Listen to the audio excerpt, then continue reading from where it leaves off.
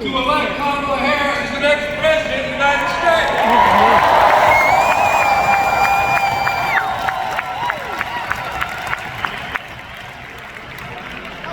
You know, for us, the UAW, Flint is sacred ground. This was the birthplace of our union.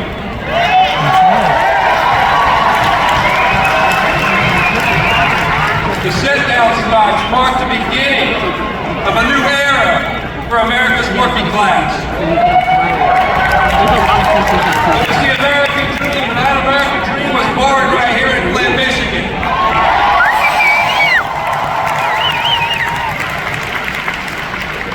And that movement was born with two parents. One was our union, the United Auto Workers, and another was the President of the United States at that time, who refused to side with corporate America against the working class. And we're here today because the American dream that was born in Flint is still alive.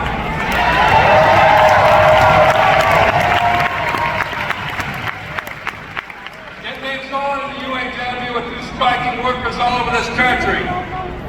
In the tens of thousands of auto workers who had the courage to stand up against the big three last year and say enough is enough.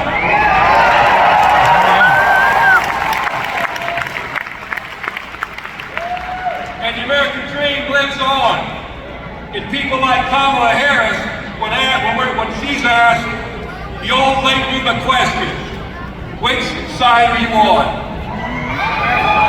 Kamala Harris doesn't blink to answer that question. We know whose side she's on. She doesn't hesitate. She's on our side. Kamala Harris stands up with the working class people.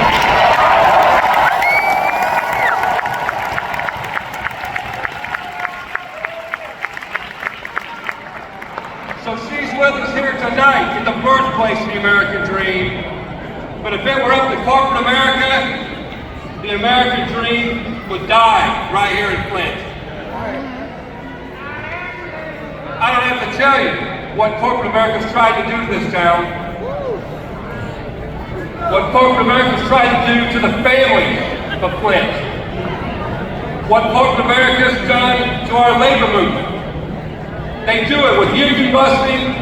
They do it with plant closures. They do it with terrible trade deals like NAFTA, PNTR for China, and the U.S.-Mexico-Canada trade agreement, or as I like to call it, Trump's NAFTA.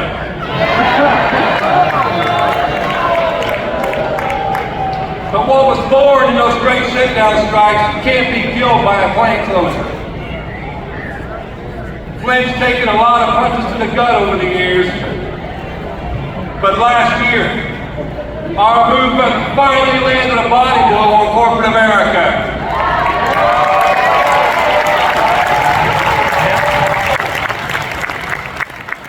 We won a contract that reopens plants. We won back a lot of what we sacrificed to save these industries over the years. We won so much of what we sacrificed. You know, it's a contract that brings dignity back to auto workers and working class people over this country. And just like in the sit-down strikes, we won the stand-up strike by fighting like hell.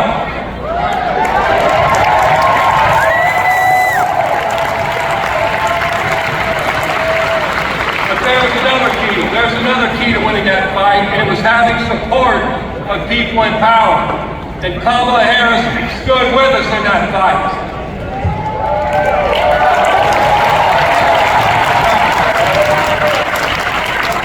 And her opponent, Donald Trump, attacked us. He tried to divide us. And he did nothing to support American auto workers. It is shameful to me that a candidate like Donald Trump came to Flint, Michigan to talk about jobs.